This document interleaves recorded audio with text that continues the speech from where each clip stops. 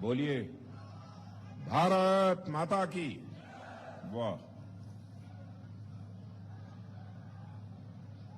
राजा साहब बा श्रीमान हरजमन सिंह जी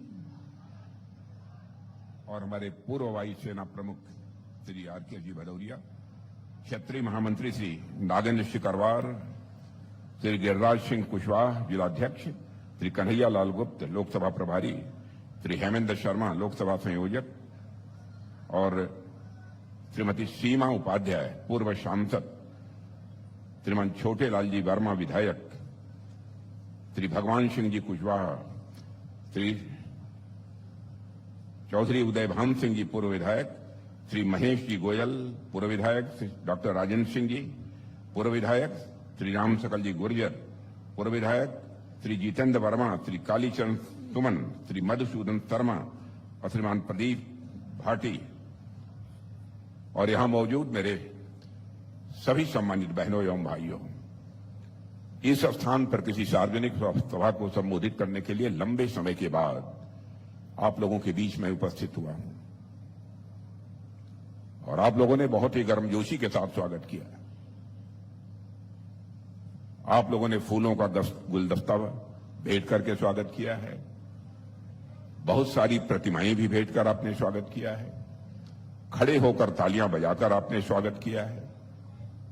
लेकिन भारत की परंपरा है और शिष्टाचार का तकाजा भी है, स्वागत, अभिनंदन और सलाम दुआ कभी एक तरफा नहीं होना चाहिए। इसलिए मैं भी अपनी तरफ से शीश झुकाकर आप सभी बहनों भाइयों का हार्दिक अभिनंदन करता हूं, आप सभी का मैं स्वागत करता हूं। आज यदि मैं आपके बीच आया हूं तो राजकुमार चाहर के लिए आया।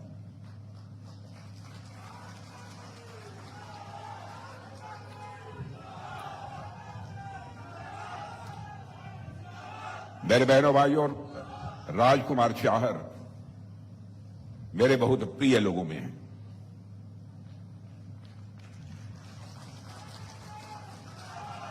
इनकी क्षमता, इनकी प्रतिभा से पार्टी प्रभावित हुई, इसीलिए उन्हें किसान मोर्चे के राष्ट्रीय अध्यक्ष का यह दायित्व दिया गया। क्योंकि राष्ट्रीय दायित्व का निर्वहन कई बार मैं कर चुका हूं, राष्ट्रीय दायित्व का निर्वहन मैं कई बार कर चुका हूं और मैं जानता हूं कि जो जनप्रतिनिधि होता है, यदि उसके ऊपर कोई दल की राष्ट्रीय जिम्मेदारी होती है तो उसे समय देना थोड़ा कठिन हो जाता है। और आज जिस तरीके से उन्होंने अपनी बातें आपके सामने रखी हैं, मुझे पूरा विश्वास है कि यदि किसी को किसी प्रकार की गिला, किसी प्रकार की शिकवा यदि राजकुमार चाहर से रही होगी, आज उसे लोग भूल जाएंगे, उसे माफ करेंगे।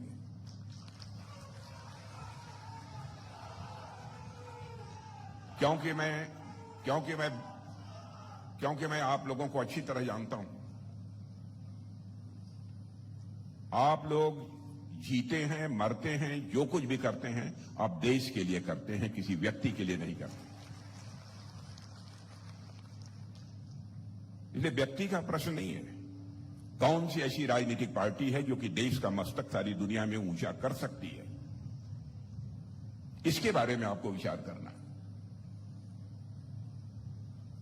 और बहनों भाइयों, यही तहसील है जहां श्रद्धेय अटल बिहारी वाजपेयी जी भारत के प्रधानमंत्री हुए और अत्यधिक स्नेह उनका मुझे प्राप्त था।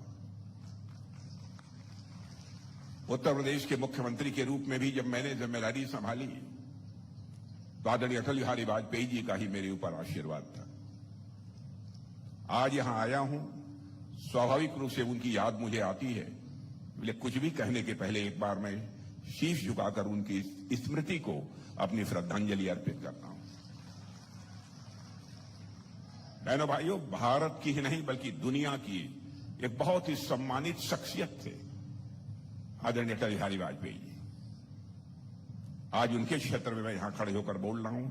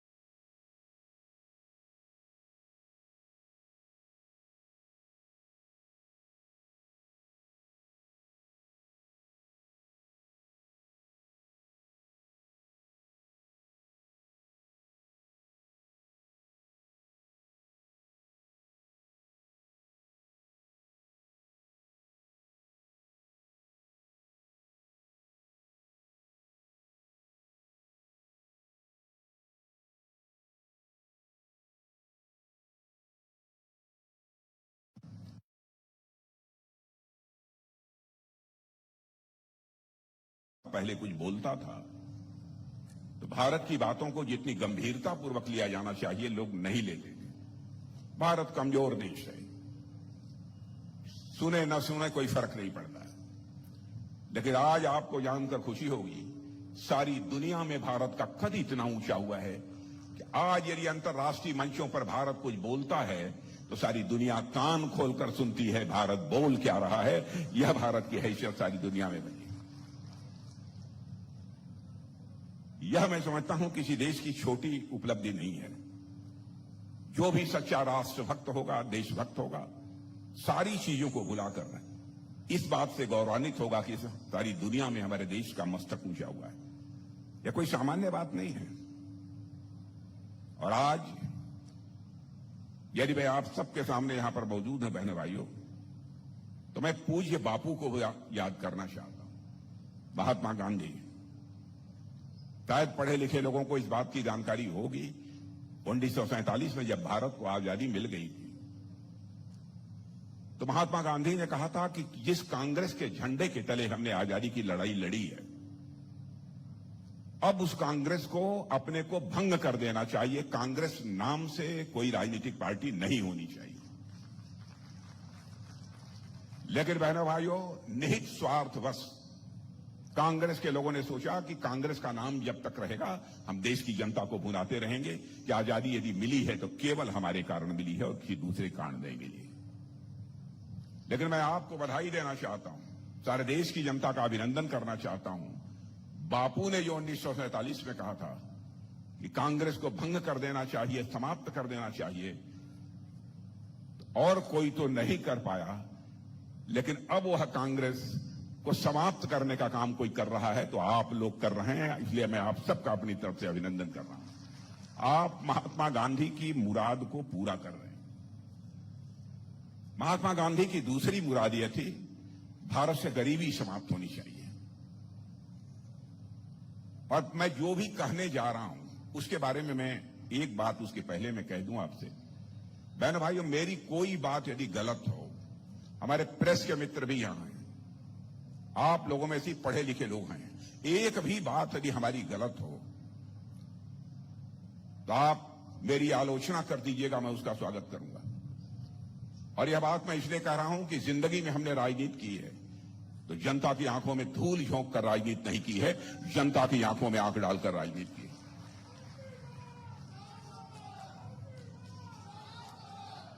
पंडित जवाहरलाल नेहरू भारत के प्रधानमंत्री थे। उन्होंने भी कहा था, हमें समर्थन दीजिए, हमारी सरकार बनाइए, हम देश से गरीबी मिटाना चाहते हैं। श्रीमती इंदिरा गांधी जी भी भारत की प्रधानमंत्री बनी, लंबे समय तक प्रधानमंत्री रही, उन्होंने भी कहा कि मैं गरीबी मिटाना चाहती हूं। राजीव गांधी प्रधानमंत्री बने, उन्होंने भी कहा कि हम गरीबी मिटाना चाहते हैं। डॉक्टर मनमोहन सिंह जी प्रधानमंत्री बने, उन्होंने कहा मैं गरीबी मिटाना चाहता हूं। बहनों भाइयों, गरीबी मिटने की बात तो दूर, इतने लंबे समय में तो गरीबी पूरी तरह से समाप्त हो जानी चाहिए थी, नहीं हो पाई, लेकिन कुछ कम तो हुई होती। लेकिन आज मैं सीना ठोक कर कह सकता हूं, यह मैं नहीं कह रहा हूं, दुनिया के बड़े बड़े अर्थशास्त्री जो धन दौलत के मामले में दुनिया के अच्छी जानकारी रखते हैं, अर्थशास्त्री, बहुत बड़ी वित्तीय संस्थाएं जिन्हें अंग्रेजी में फाइनेंशियल फर्म्स कहते हैं, आज वह सब संस्थाएं और यहां तक इंटरनेशनल मॉनेटरी फंड, अंतरराष्ट्रीय संगठन है इंटरनेशनल मॉनेटरी फंड, उसने भी कहा है कि भारत के प्रधानमंत्री ने करिश्मा किया है मेरे बहनों भाइयों कि 8 वर्षों के अंदर भारत में 25 करोड़ लोगों को गरीबी रेखा के बाहर करने में कामयाबी हासिल की है।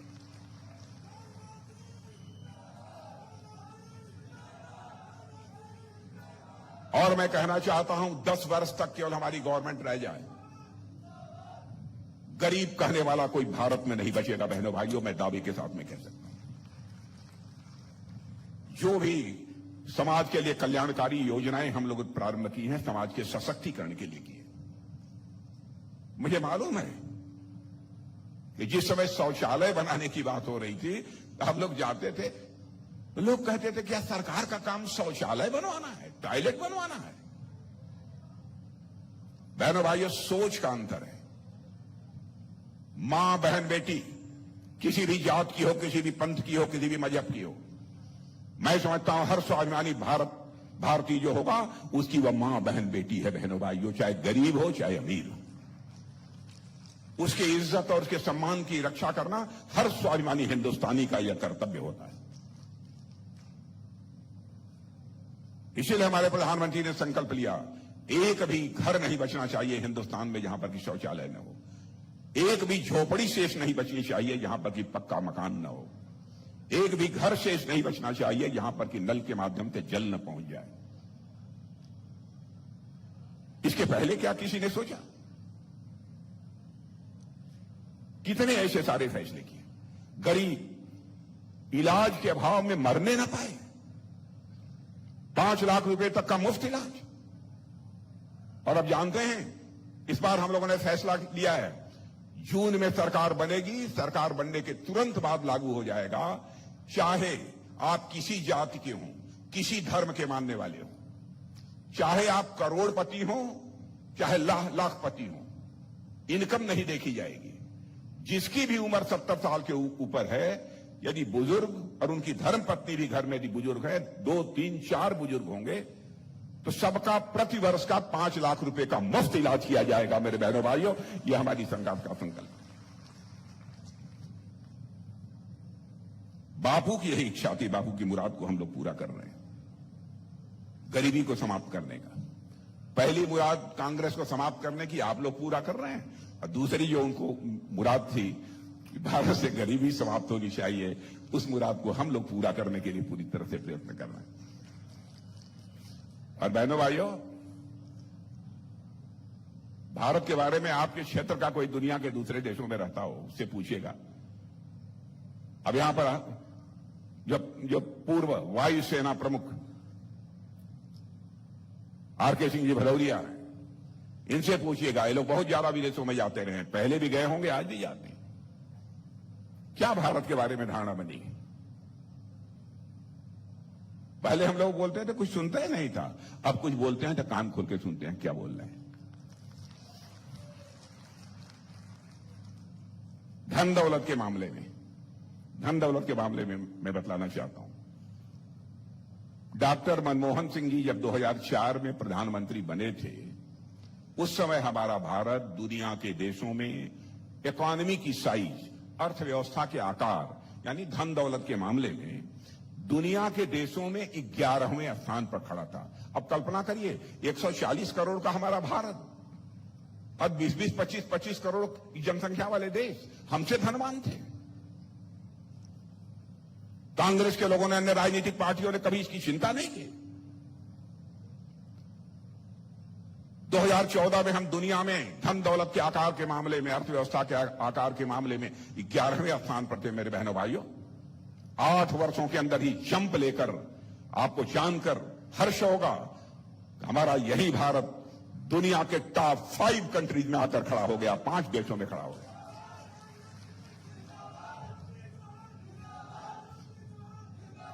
और यह भी मतलब नीति आयोग, अंतर्राष्ट्रीय मुद्रा कोष, बड़े बड़े वित्तीय संस्थाएं आज यह दावा कर रही हैं कि दुनिया में सर्वाधिक तेजी से आगे बढ़ने वाली अर्थव्यवस्था किसी देश की है तो भारत की है। और भारत यदि ऐसे आगे बढ़ता रहा तो 2027 यानी आज के 2.5-3 साल के बाद भारत दुनिया की टॉप 3 कंट्रीज में आकर खड़ा हो जाएगा। और वह होगा 2027 में, आप पूछ लीजिएगा, यह होगा। यह है हमारे भारत की हैसियत। जब भी कोई संकट आया है देश के सामने, जिस मुस्तैदी के साथ हमारे प्रधानमंत्री ने अपनी जिम्मेदारी का निर्वाह किया है, मेरे बहने भाइयों, उसकी जितनी सराहना की जाए कम। आप सबको जानकारी है, मैं जानता हूं, शायद ही ऐसा कोई रहा हो जो कोरोना से प्रभावित न हुआ हो। यह सच्चाई है कि नहीं है? कोरोना से आप लोग प्रभावित हुए थे कि नहीं हुए? हालत यह थी कि भारत में कोरोना का वैक्सीन, जिसे टीका बोलते हैं, कोरोना का वैक्सीन नहीं उपलब्ध होता था। तुरंत हमारे प्रधानमंत्री जी वैज्ञानिकों के पास गए, खुद चल कर गए और कहा कि आप तैयार करिए, जो भी खर्च होगा, जो भी आपको मदद चाहिए, पूरी हम मदद करेंगे।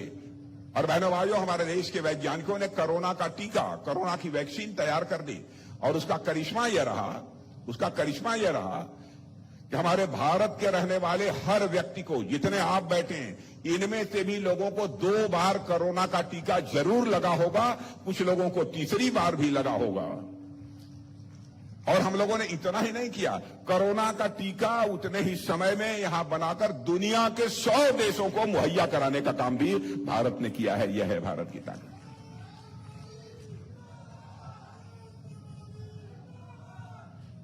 और रूस और यूक्रेन दोनों के बीच इस समय लड़ाई चल रही है। आप लोगों को मालूम है कि नहीं? रूस और यूक्रेन के बीच लड़ाई चल रही है। 2 साल से लड़ाई चल रही है। 2 साल से अधिक समय हो गया। जब लड़ाई प्रारंभ हुई तो बराबर उधर से भी तोप, गोले, मिसाइल रूस की तरफ से भी यूक्रेन पर चलाए जा रहे थे। यूक्रेन भी अपनी तरफ से चला रहा था।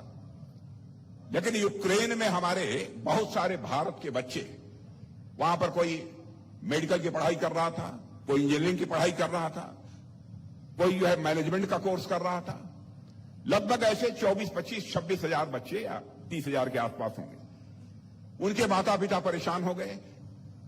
कहीं ऐसा हो जाए कि हमारे बच्चे जहां रहते हैं वहां मिसाइल गिर जाए, कोई बम गिर जाए, कोई गोला गिर जाए, उनकी जिंदगी के लिए कोई खतरा पैदा हो जाए। तो बहनों भाइयों, उनका प्रतिनिधिमंडल हमारे प्रधानमंत्री से मिला और कहा, मोदी जी, चाहे जो भी हो, आंखों में आंसू भर के, चाहे जो भी हो, हमारे बच्चों को आप यूक्रेन से बाहर निकालिए। दुनिया का कोई प्रधानमंत्री जो काम नहीं कर पाया वो हमारे प्रधानमंत्री ने किया। मेरे बहनों भाइयों, उन्होंने तुरंत रूस के राष्ट्रपति मिस्टर पुतिन से बात की और यूक्रेन के राष्ट्रपति मिस्टर जेलेंस्की से बात की और दोनों राष्ट्रपतियों से कहा कि हम अपने भारत के बच्चों को वहां से बाहर निकालना चाहते हैं। थोड़ी देर के लिए आप लोग लड़ाई बंद कर दीजिए, युद्ध बंद कर दीजिए। जानते हैं क्या करिश्मा हुआ हमारे प्रधानमंत्री के अपील का? बहनों भाइयों, 4.5 घंटे के लिए युद्ध रुक गया और 22,000 बच्चे हमारे यूक्रेन से चल के भारत आ गए।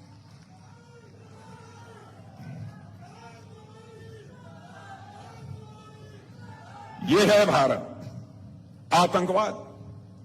आतंकवाद की वारदातें भारत में खूब होती थी।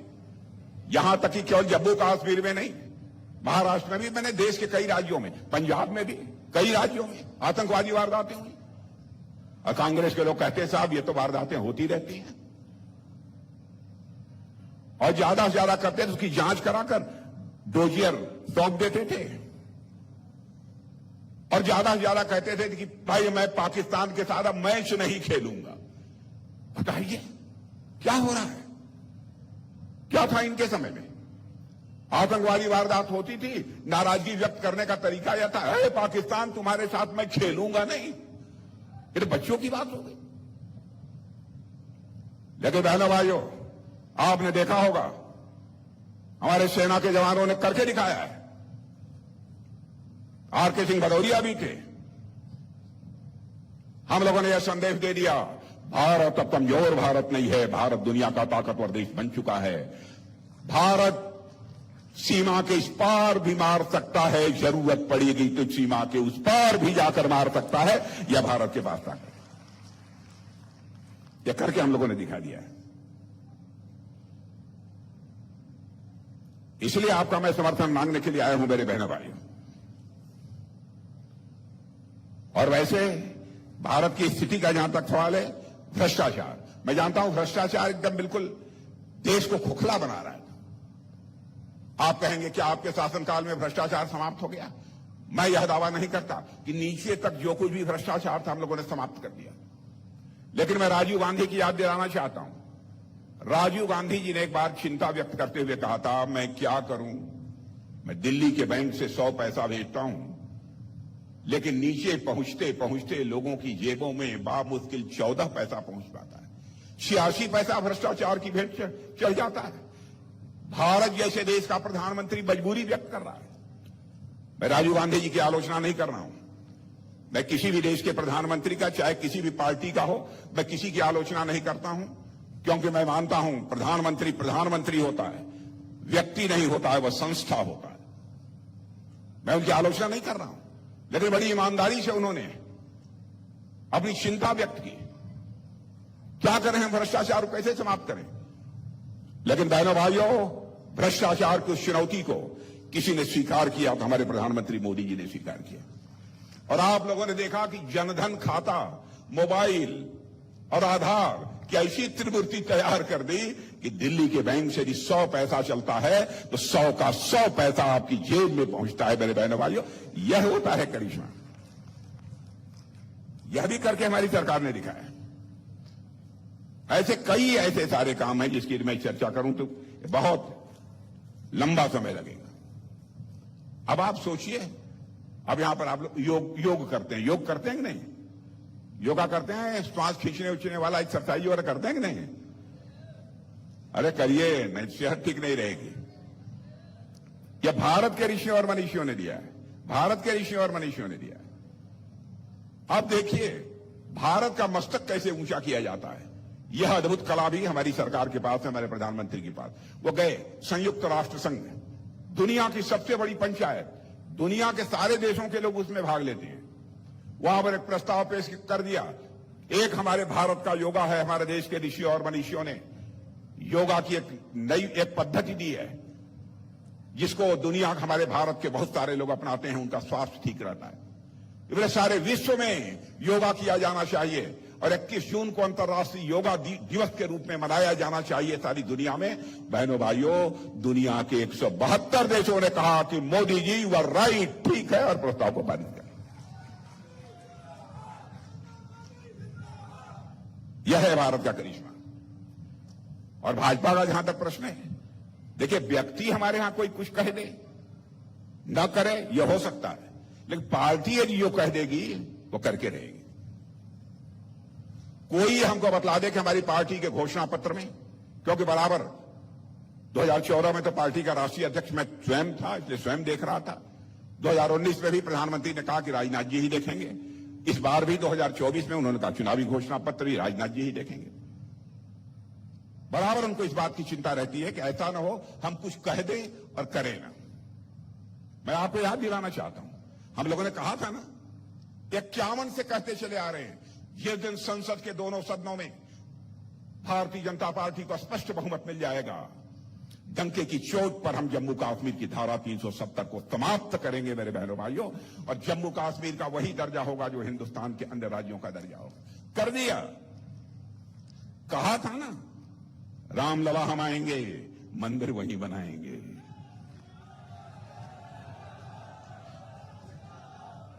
दूसरी बात का कांग्रेस सपा बसपा के लोग कहते थे रामलला हम आएंगे, मंदिर वहीं बनाएंगे, लेकिन तारीख नहीं बताएंगे। यह कटाक्ष करते थे। बहनों भाइयों, तारीख 22 जनवरी आ गई जब हमारे प्रधानमंत्री ने रामलला की प्राण प्रतिष्ठा धर्माचार्यों के मार्गदर्शन में कर दी। और मैं आज कहना चाहता हूं, रामलला अपनी कुटिया से निकलकर अपने महल में प्रवेश कर चुके हैं। भारत में राम राज्य का आगाज होकर रहेगा मेरे बहनों भाइयों।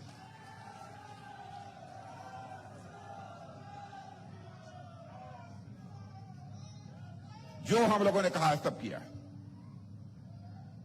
3 तलाक की बात थी। कोई कह सकता है दूसरे धर्म के मामलों में क्यों बोलते हैं? क्या मुस्लिम धर्म की मानने वाली माता बहन हमारी माता बहन नहीं है? क्यों न हस्तक्षेप करें? हम लोगों ने कहा यह नहीं हो सकता, आप किसी से शादी करिए और 3 बार तलाक तलाक तलाक बोलकर उसको छुट्टी कर दी।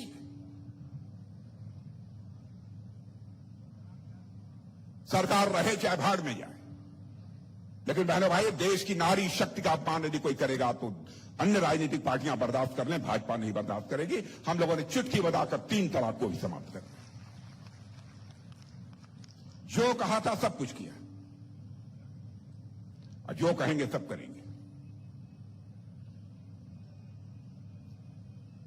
अब देखिए, अभी भदौरिया जी बतला रहे थे आपको कि भारत कैसे मजबूत भारत हो रहा है। आपको मालूम है, पहले हर चीज छोटी छोटी चीजें दुनिया के दूसरे देशों से मंगाते थे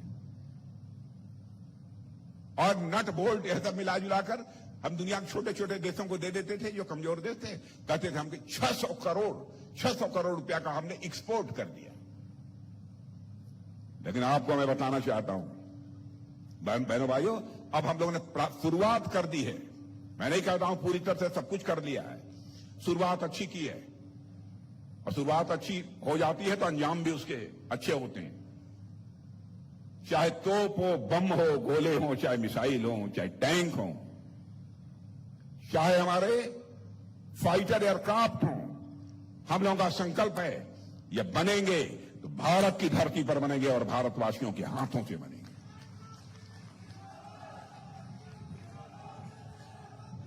और अभी अभी हम लोगों ने, आप देखिए, वो 600 करोड़ रुपए का एक्सपोर्ट करते थे, अभी हाल में ही हम लोगों ने 21,000 करोड़ रुपए का एक्सपोर्ट किया है, दुनिया के दूसरे देशों को मुहैया कराया। सब तो सब ब्रह्मोस मिसाइल हम लोगों ने बनाई है, और अभी एक देश को लगभग मुहैया कराया है, उसको दिया है हम लोगों ने लगभग 4,500 करोड़, 4,000 करोड़ का वो भी है। तो मैंने भाइयों, आज मैं यही कहने आया हूं कि योगी जी यहां के मुख्यमंत्री हैं, ठीक ठाक है ना,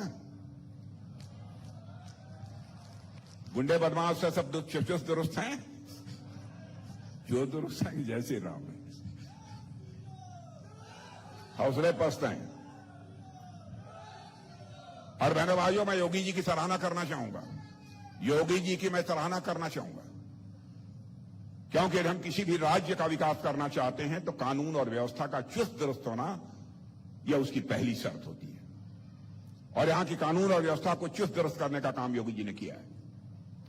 और बड़ी बात, जो एक संकल्प लिया है कि उत्तर प्रदेश की अर्थव्यवस्था को $1 ट्रिलियन की बनाएंगे, यह कोई छोटी उपलब्धि नहीं है, बड़ा लक्ष्य निर्धारित किया है। तो आज मैं आपसे कहने आया हूं, आप लोगों ने बड़ी कृपा की, 2014 का चुनाव लोकसभा का था, 17 का विधानसभा, 19 का लोकसभा, 22 का लोकसभा, आप लोगों ने साइकिल का चैन उतार दिया। इस बार मैं कहने आया हूं कि इस बार कहीं फंसा वसा हो साइकिल का चैन, एकदम उतार दीजिए।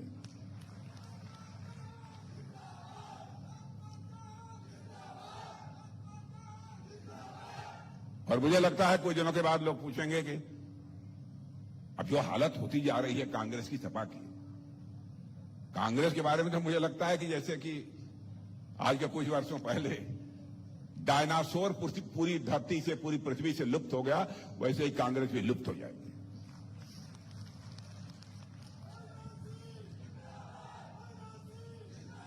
बच्चों से पूछेंगे आप कि कौन कांग्रेस, बच्चे पूछेंगे कांग्रेस, तो बच्चे कहेंगे कौन कांग्रेस। 10 वर्षों के बाद यही हालत होने वाली है। और सपा के बारे में यदि बच्चों से पूछेंगे तो बच्चे कहेंगे सपा का मतलब होता समाप्त पार्टी। यह हालत हो गई। इसलिए बहनों भाइयों, राजकुमार जी शाहर के लिए मैं आप सबसे अपील करने आया हूं, पक्का है ना, सब लोग पक्का? हाँ, राजकुमार चाहर की शरीर भी भगवान ने ठीक ठाक बनाई है, कोई हर्ज नहीं है। वैसे जहां आवश्यकता होगी, राजकुमार चाहर के अंदर वह कुवत है, शरीर में ताकत है कि आपके लिए संघर्ष भी कर सकते हैं राजकुमार चाहर।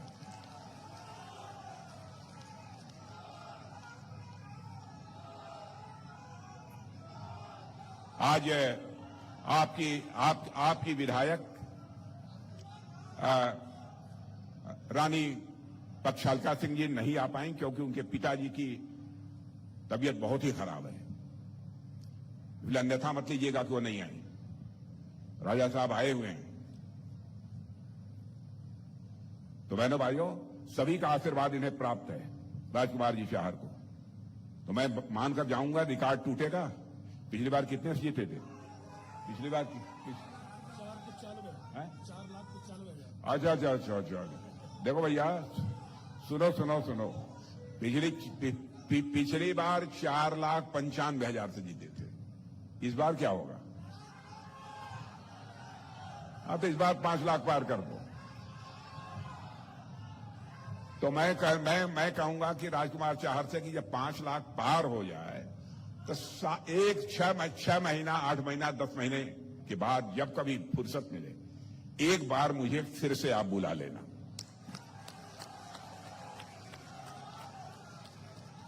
और खूब क्षेत्रवासियों की बड़ी मीटिंग करना, क्षेत्रवासियों की बड़ी मीटिंग करना। लेकिन उस मीटिंग में यदि मैं आना चाहूंगा राजकुमार चाहर को 5 लाख से अधिक मतों से जीतने के बाद, तो मेरे बहनों भाइयों, मैं अपना स्वागत कराने के लिए नहीं आना चाहूंगा, बल्कि मैं शीश झुकाकर इस क्षेत्र की जनता के प्रति आभार व्यक्त करने के लिए आप लोगों के बीच आना मैं चाहूंगा। आप सबको बहुत बहुत धन्यवाद। बोलिए भारत माता की।